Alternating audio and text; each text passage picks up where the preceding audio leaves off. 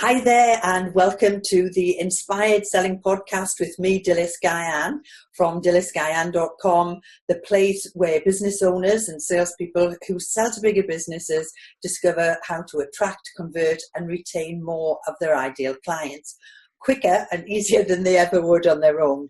And I've got a super guest once again today, and I've got Phil Gibbs with me today, and we're going to be talking about partnership marketing.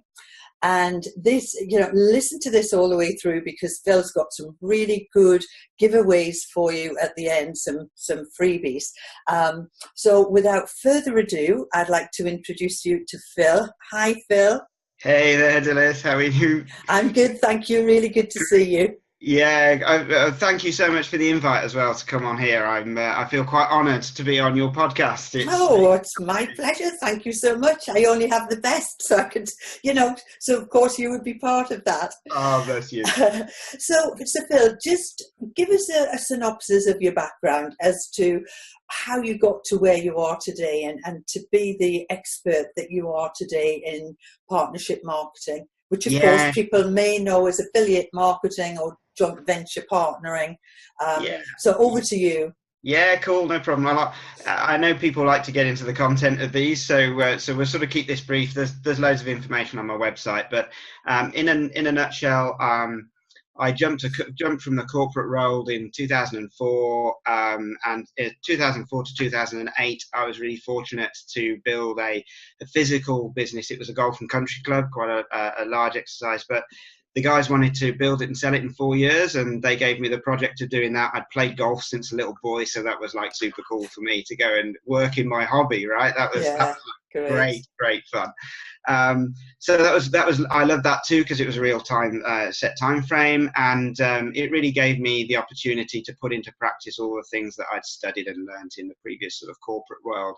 But being at the cold face of it, running your own enterprise and what have you, it's a different animal, right? So completely. That was great fun.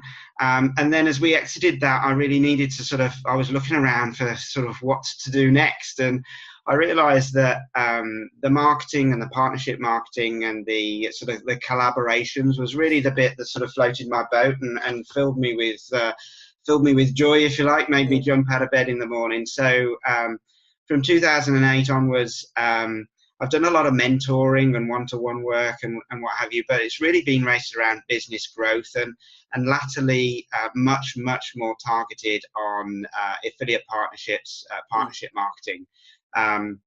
So that's my background. I've got a range of courses now that do that, and sort of lots of connections all around the world that invite me onto things like this, which is cool. And you are the go-to man for partnership marketing. Well, that's kind of you to say so. Yeah, I think I mean, I like to think we're working hard now to really position myself as a really helpful.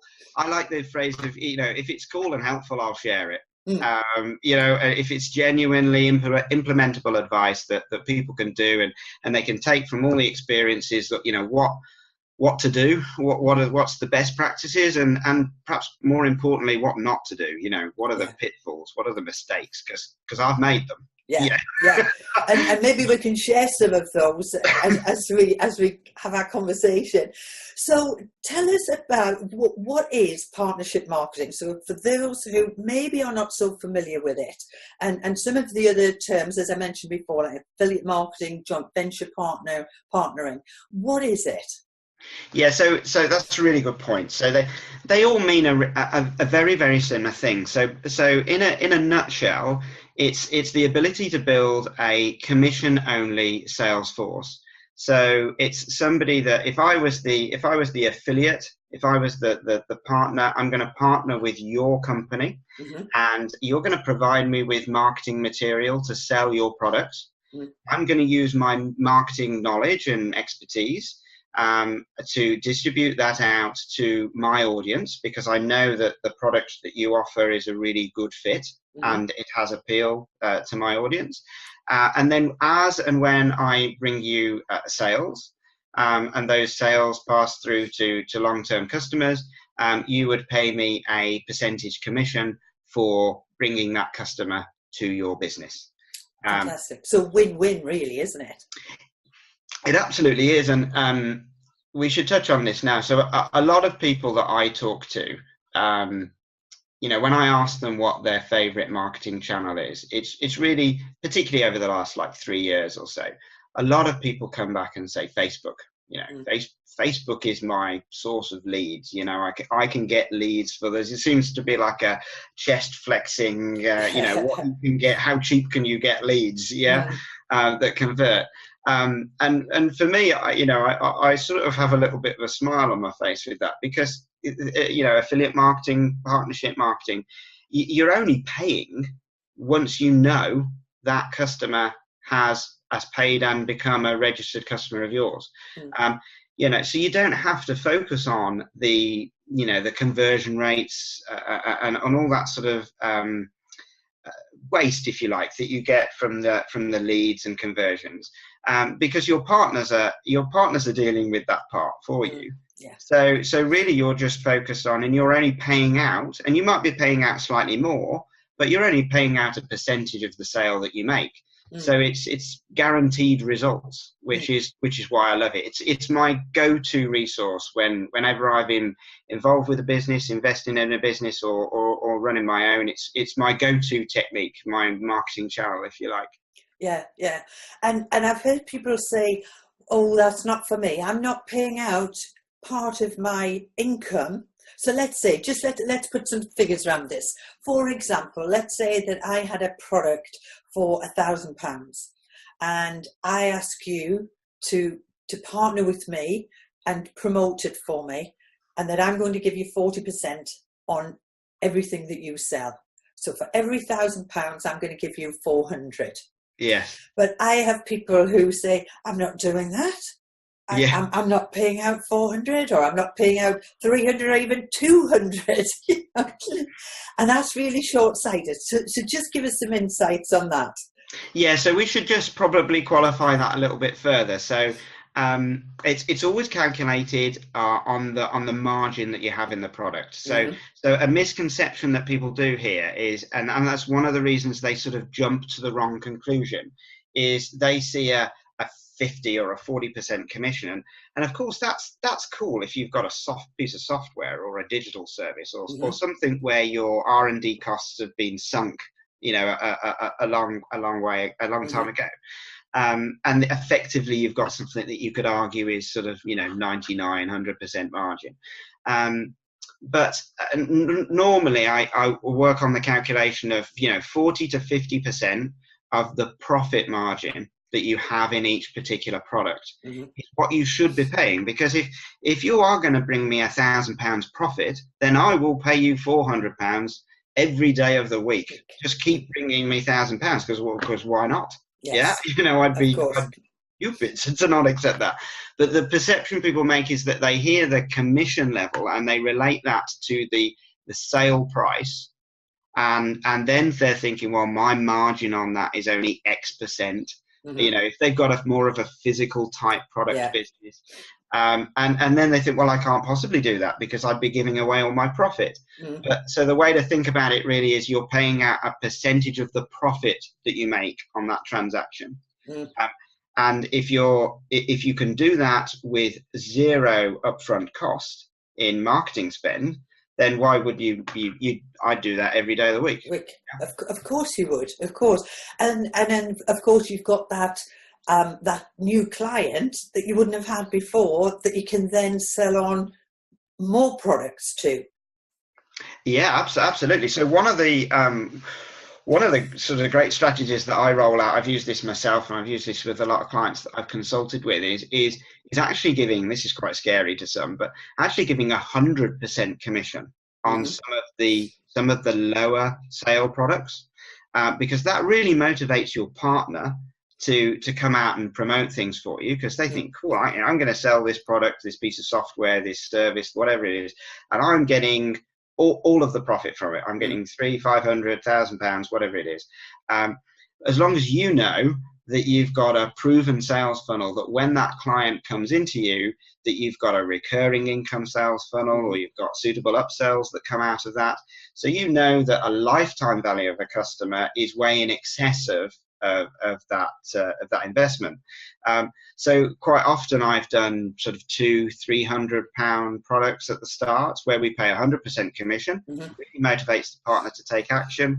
And I know at the back end of that as long as I do my stuff right, as long as the company does their stuff right, then the lifetime value of that client is way in excess of that, 10 times that maybe.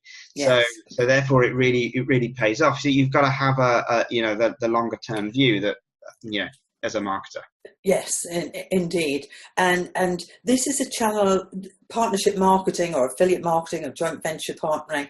It's something that not a lot of people have taken on board. Would you say is that a fair comment?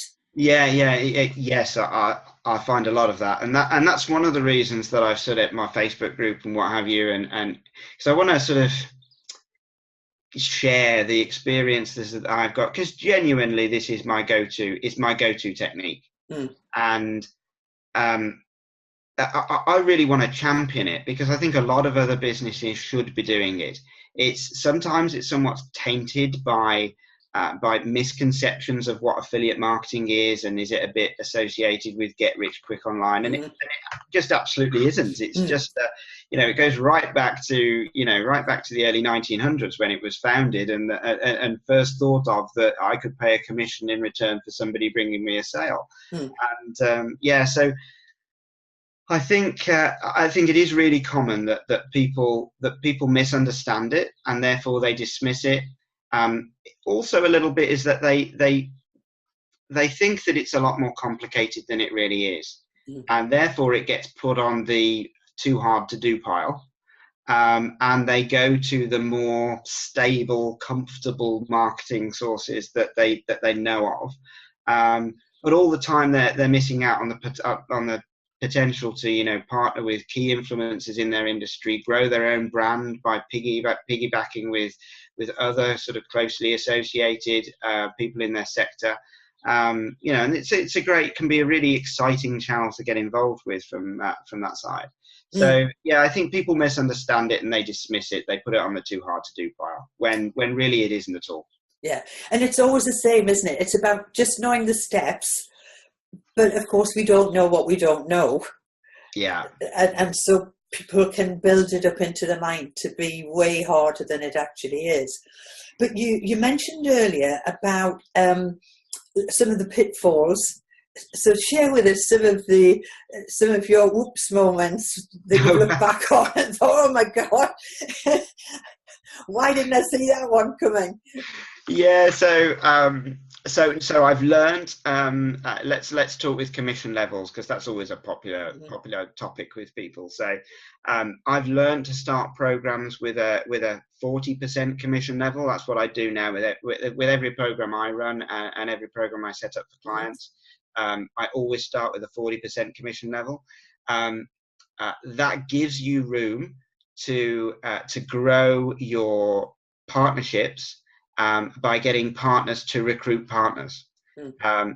So one of my sort of first mistakes, which fortunately was directly for me in my business, is that I started at 50%, and then somebody came along and said, do you know what, it would be really cool if you would award me an extra percent, an extra bonus for me to introduce you to a load of other partners that I know would work really well with your product or service.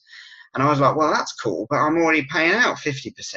Yeah. So then how do I, then that starts to write, even though it's, I think about what, 60, 65%, 70%, hang on, I'm giving away now more and, more than half of what the market that we're making. And I basically got cornered, and I did it because it made sense. So that shows how much I trust it. So I did it because we agreed on 60% in this particular instance, and I was still cool because I was still getting 40% for zero upfront time or investment or money out. But it did grind with me a little bit, and that was definitely one that went in the memory bank and thinking, I started this program at the wrong level. So now I always start at 40%. I'll only ever run 2-tier programs, I should say that. So we only ever have two levels of affiliate partners. So I'll come back to that then. I want to just touch on this two-tier. Sure. So I'll just talk about the commission bit, finish this bit off. So we start at 40% commission. And then if partners can introduce me to other partners that will work really well, then we pay them an extra 10%. So they get 10% on top of everything that their introduced partners bring in. But I don't go anywhere further than that. This is not about multi-level marketing or pyramid schemes or anything like that at all, which is another misconception why people don't get started in the first place, linking it back to your first question. So I only ever do that, and starting at 40% that was definitely one of the biggest lessons I've learned over the years. I guess number two, quickly, just before we move on, was it's really a relationship game. Like anything in business, anything that's really credible, it is a relationship game, and your friends, your contacts, they go to bat for you, when you want them to. So if you've got a product launch coming up, or you've got a promotion around a particular time, or you need to boost some sales for some additional cash flow in the next quarter, whatever it might be, if you really know your affiliate partners and you have a personal relationship with them, then you can text them, message. Quite often, a lot of the people I work with, I'm messaging them on Facebook or texting them. It's at that level. We are mates. We are friends. And if I need them to do something or sort of pull an extra little promotion out the bag to make things work, then they do it for me because they know me and we've got a great relationship. And vice versa, it's a two-way street. I do it for them in return. Relationships, understanding that it's all about relationships, and starting at 40% would be my two sort of top little top tips or pitfalls to avoid. Thinking you can just go straight in without building the relationship and then starting a commission too high. So you just mentioned two tiers. So as you continued, what I'm saying there is that I could be your number one affiliate, and then I could recruit somebody as an affiliate for you, but that's it. That's your two tier. Yeah, that is it. So basically, if I'm paying you 40% commission on the sales that you're able to bring to me, then I would pay you an extra 10% on the sales that your partners also brought to me. Right. Yeah. Now, your partners have a chance to introduce partners as well, but that doesn't mean to say that you continue to get paid commission. It's just between the two pieces, just between the original partner and the people that they introduced. So it only ever goes 2 tiers deep. Excellent. That's really good. And, as we're talking, it really is about win-win, because when you think about it, if somebody's a little bit reluctant and think, no, this is not something I want to get into because I don't want to give away commissions, but let's say again, let's take the £1,000, you're giving 40% commission, and so you're giving away 400. You're making 600 that you wouldn't necessarily have made before. Yeah, absolutely. And I think so. My source for sort of partners is always really looking at companies that have. So they need to have an audience where your product or service is it's compelling, it's interesting to that audience, but it's non-competing. Yeah. So a great way to just sort of flush this out is if you think about the other products or services that your target market, your avatar, is also searching for, either just before or just after they're interested in your own services.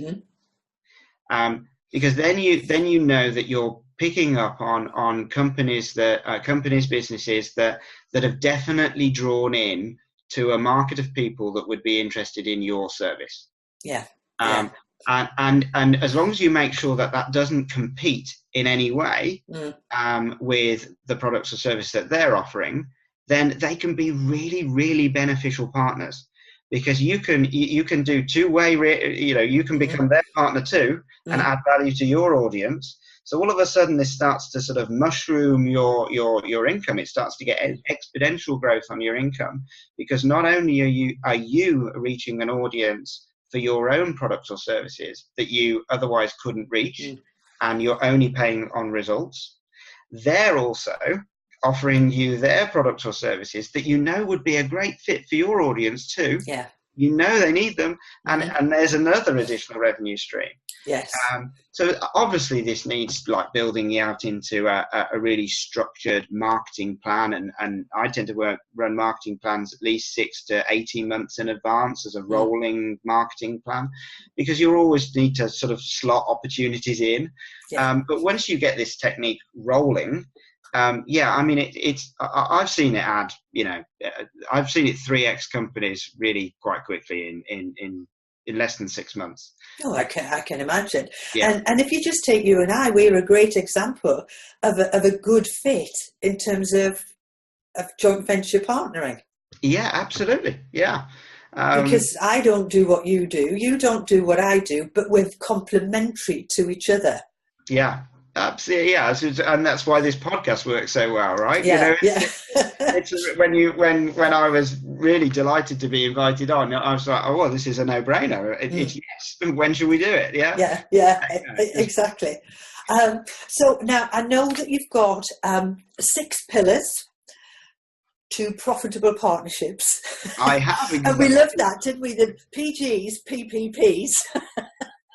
Yes, yeah, PG tips. So, obviously we can't take a deep dive here, and I know that you've got some resources that people can access once we finish this. But just take us through the 6 pillars of how somebody can get started, the things that they need to consider when setting up a partnership or using partnership marketing as a channel to grow their business. Yeah, sure. So the 6 pillars I have really work on. Let's just talk them over at a high level, so people can sort of start to. And I've got resources available where people dive into this afterwards. So because this is going to be a little bit of a whistle stop tour, of course, but hopefully of great value to everybody that's listening in. So the 6 pillars are to research, how to research your market, how to find your partners, like we sort of touched on quickly, then how to recruit them, then tips around building the relationship with them, then how to motivate them, because you want them to actually take action, and we all know that people don't necessarily follow through on everything that they say. So there's lots of tips to motivate them. Then it's how you're going to reward them, and then it's how you're going to educate them with regards to your product or services, so that they can genuinely, hand on heart, promote you, knowing a little bit about what it is that you do. So those are the 6 pillars that I sort of. I hate all the marketing speak about proven and all that kind of stuff, but these are the ones. Proven. Let's say I've just cut to the chase. I've refined them over the years, and these are really the bits that I roll out with everybody that I consult with, and they're the ones that I constantly assess my own program with as well. So let's look at sense. I was going to say, go on. That's great. Thanks. Sure. So let's look at research to start with. So we touched on basically having the mindset about being a little bit more open to working and collaborating with people that are close to what you do but don't overlap. That is a mindset change for some people. They have all sorts of fears and objections around that. But I've really learned over the years that the more I share, the more I gain. And it's not to try and think that what I do is to try and keeping it too close to me. So it's a different mindset to start with. Be prepared to go to reasonably close competitors you know, and at least assess whether you think there's an opportunity to partner with them, because more often than not, you know, the reason that you're in business in the first place is that you have something really unique. You know, that's proven because you have a business that's running off the back of it. So so to look at people that play in your space, that have your audience. So number one would be to know who your avatar is. Know who buys your product or services, but that's the same as any marketing. And then look at where else they hang out. What else do they do? What else do they buy just before they buy your product or service? What else do they buy just after they bought your product or service? And build a list of those companies and consider, you know, how you could start to build relationships with the credible ones that you want to be associated with. Yeah. So this isn't about partnering with everybody. Yeah, that's the other mistake people make, is they don't. Well, I wouldn't want to partner with them. You know, we think of the negative rather than the positive. So just think about the companies that you know offer a great service, and that you would be proud to recommend to any one of your top clients. Yeah, knowing that they would get a first-class service from them. And then, you know, those are the types of partners that you want to look at collaborating with. So that deals with a little bit of the high level of the research. There's all sorts of ways that you can do this online to help you with the legwork. But in my Facebook group, I talk about that kind of stuff, and we'll touch on that at the end. So then it's how to recruit them. Now, I like to get a bit different with this, and I've learned over the years that the people like things that are different. So do not send emails. Yeah, nobody reads them these days. We're all bombarded with them. You know, my inbox is overflowing. So do the opposite. Like in any good marketing channel, you want to be the one that's standing out. So do exactly the opposite to everybody else. I send gift boxes through the post. Nice. So I send anything from little gifts, so you know, 5, 15, $20, pounds, whatever. Something like that. You know, send them a Starbucks voucher for a coffee, or a Costa voucher for some coffee, or something like that. You know, along with a physical letter, or, you know, something generally that's got shelf life is what I tend to pick out. But it doesn't need to be particularly expensive. But what I would say is try and be the best in your bracket. So if you've read a great book actually on this, is Giftology by Jim Rohn. All right, I haven't read that one. That's a great book on this. So, and basically, one of the things he talks about is that you want to make sure that your gifts are about them, not about you. So do not send them something with your company logo on, because they don't want that. But they do want something with their own logo on. Yes. Yeah, that's gonna get put on the desk. Yeah. So make it about them. It is about them, not about you. So that would be my number one tip. And what I've picked up from that, Phil, is make it individual and relevant to them. Yeah. And there are companies that will do this. So I now use a company that I give them a list of the people that I want to reach out to. They research them and come back with, they research the individuals, and they come back with a list of things that they think they would be interested in, based on the Facebook profile, things that they commented on, all that sort of stuff. So they kind of know if they're a dog owner, if they're a golfer, a fisherman, whatever it is. Yeah. Yeah. Great. If you're struggling with that, that's probably a little bit more advanced. Yeah. But we all know there's lots of websites out there, and there's companies that will help you with, you know, cool things for the desks and what have you. So as I started out, I definitely did this, but I did it with things that were with their company logo. Because that's novel, that's different. Yeah. You know, most people send me stuff with their own company logo on. So you don't have to know the people. You just have to know that they are a right fit, and that their audience would be a relevant audience to your product or service. So you can, it's not about knowing people. It's about then making that first approach in a way that's different and makes you stand out, and then developing the relationship. Is that what you're saying? Yeah, absolutely. And get on like we're doing here, you know, get on a video call as soon as possible. And make it short, sweet, 5 minutes, just literally to the point. Introduce yourself, Say that you think there's a great opportunity, you'd love to have a bit more time about collaborating. How do they feel about it? Do they know of your business? Can I send them access to my products and services and a few bits? Are they open? Are they receptive to it overall? Yeah. You'll get some no's for sure. Of course.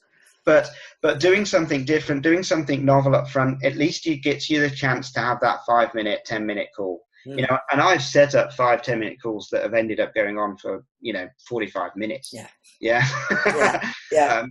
once you get on, you realize that there's once you get the person that's thinking the right way and that has that sort of open mindset to it, and they can see the opportunity for both of your businesses to collaborate and joint venture, then normally you'll get a lot more time invested from their side, and that's when you know that you've got a great potential partner.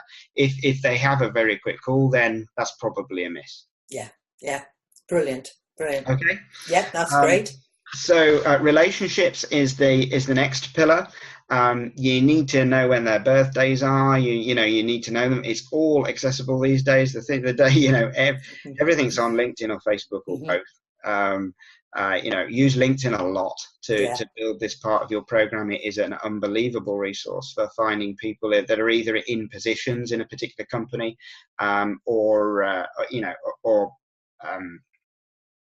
if you know their name, of course, you can just search for them. I've done both on LinkedIn, just done job title searches.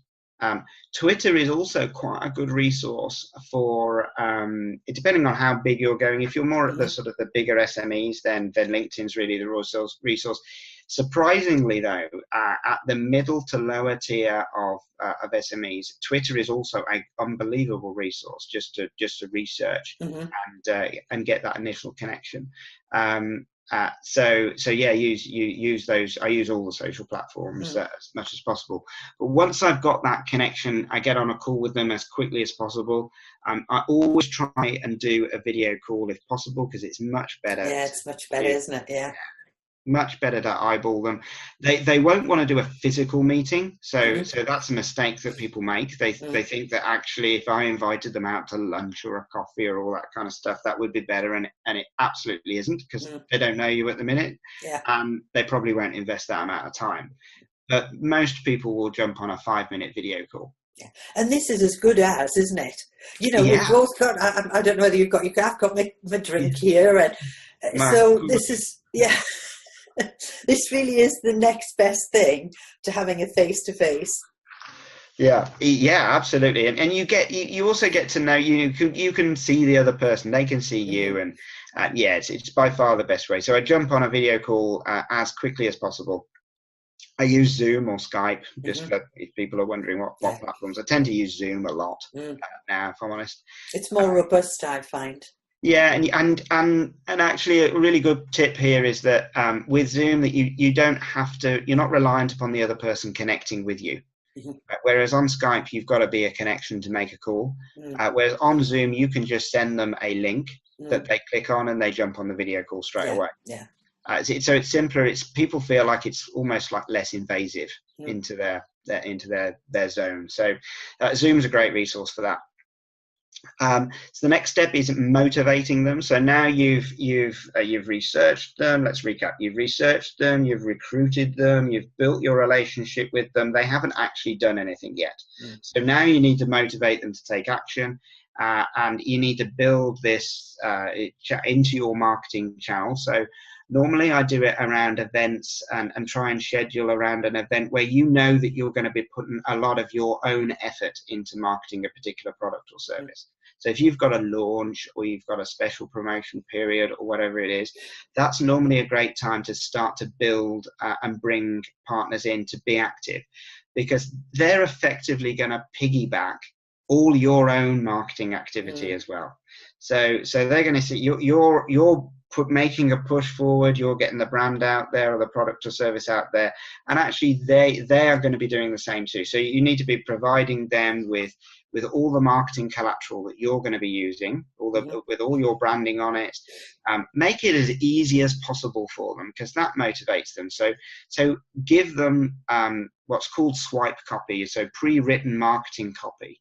that you're going to use that they can just copy and paste and use too. That the Yeah. easier you make it for them to partner with you, whether it be that they're going to send out emails, or whether it be that they're going to run Facebook posts, or whether you're going to do a joint Facebook Live together, just make it as simple as possible and as efficient as possible for them.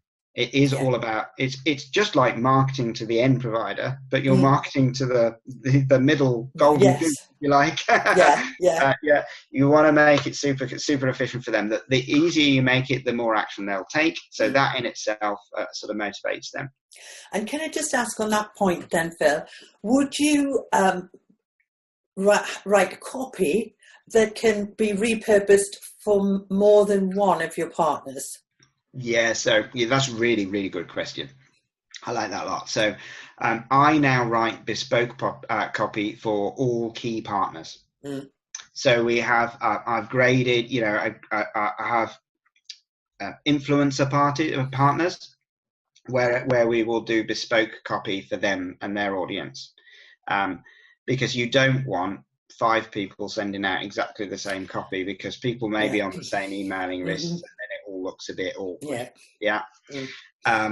So when it's a really high level partner, if you're just building out a few, say you're building out a handful of partners to help you to start with, then I would go to the trouble of understanding. Maybe you could run some polls or something to their audience to start with, to find out what they're particularly interested in, and then understand their avatar and create some marketing collateral that works well for their audience, because ultimately it's the engagement of their audience that you're really after. So investing a little bit of time in making it personal to them really, really pays off. It also means that if you've got multiple partners all playing in a fairly small niche, that if a customer is on more than one list, it looks like there's just a big swell of support for your particular launch, and it doesn't look like it's just copy and paste everywhere. Okay, so what would you say to someone who's selling a physical product and they're not launching? They're selling I don't know, printers, for example, right? And they could partner with someone who sells paper. Okay, so they need to so then this is marketing full stop, right? So my tactic is always to create an event, however fabricated it is. If you want, but create an event. So we're going to have, August is going to be, the sofa stores do it all the time. So create a month-long promotion, or tie it in with something else that's happening in the industry. Maybe it's do stuff where it's linked to National Entrepreneurship Week, or Women in Business Week, or work with a chiropractor firm that do Ergonomics Week or Ergonomics Month and all that sort of stuff. So you just get creative around the opportunities that are out there, and create your own promotion. It's really difficult if it's just flat and there's no special activity, particularly at the start when you're trying to get your partners on board with you. Then you run the risk of there being no particular push around it. And then that whole thing kind of dies on its feet, because it's just drifted and nobody knows what anybody's supposed to be doing at any time. And a couple of months go by, nothing really happens, and they think, that this wasn't such a great idea, and they'll drop you. So my advice there would be create one. If you haven't got one, create an event. Fantastic. Now, I know we'll look as if we're coming to the end of our time together, but I'd just like you to give us the high level, just the kind of strapline of the last couple, and anybody who wants to find out more and dig deeper, then you can cover the resources that you've got for people. Yeah, sure. So we've talked about reward, actually, which is the 5th pillar. So start at 40% of your profit. Be prepared to pay an extra 10% to those partners who can introduce you to other key partners. That's a really good one. And then educating them. So helping them promote you. Some businesses are more advanced at this than others. So if they need some education about how to physically promote you, then be prepared to have some resources around that. Some cheat sheets, some simple step guides to say, right, okay, well, you come here, you go to my website, you grab this link, you copy and paste it over here. Even do little videos of it. That's always good. Fantastic. That's absolutely so be prepared brilliant. to have a little bit of cool. So then there is a whistle stop tour, but if people want to find out a little bit more, then I run a Facebook group called Partnership Profits. If you just go into Facebook and search for Partnership Profits, it's a closed group, but could probably put a link on the same page of this podcast as well. Indeed, yeah. And also, I know that you've got 24 ways to recruit your first 50 partners. Yeah. So if you can give us a link to that, or you could give us, do you have a URL that you can share, or do you want me just to add it? It's no problem. So it's at philipgibbs, philipgibbs.co.uk. That's a double L, bless my mother. Yeah. Double L. philipgibbs.co.uk/recruit-partners. And that takes you to the e-guide and the cheat sheet. And it gives you the 24 go-to ways that I use to get over that first bit of sort of researching and recruiting your partners. Fantastic. Let me just cover that again. Philip with a double L. So that's Philip Gibbs with an s.co.uk/recruit-partners. Spot on. Brilliant. And then we've got Partnership Profits in the Facebook group. Yeah, so just go into Facebook and search for Partnership Profits. Okay. And I believe, just going back to your 24 ways to recruit your first 50 partners, there's a cheat sheet and an e-guide in there. Yeah, so I did both because we're all sort of time, we're all sort of time hungry, aren't we? So the cheat sheet's just gives you the high level detail, and then there's a 38-page e-guide that goes into more detail. And in the Facebook group, there's also video training from me on each of the steps, so you can get on and implement it. I'm all about implementation. And fantastic. And what I love about you, Phil, is how generous you are with your knowledge, with your information. So people really need to take advantage of this. And then if they want to go further, then of course they can get your bigger products and so on. So look, it's been brilliant. Thank you so much. It's been an absolute pleasure talking to you, Phil. Well, thank you, Dylis. I'm very grateful for the invite to come on here. And we've known each other for quite a while now, haven't we? Yeah. So I really appreciate the invite, and it's great to see you doing what you're doing too. And anything I can do to help you or your community, I'm more than willing to do it. Thank you so much, Phil. Bye for now. Bye. Bye.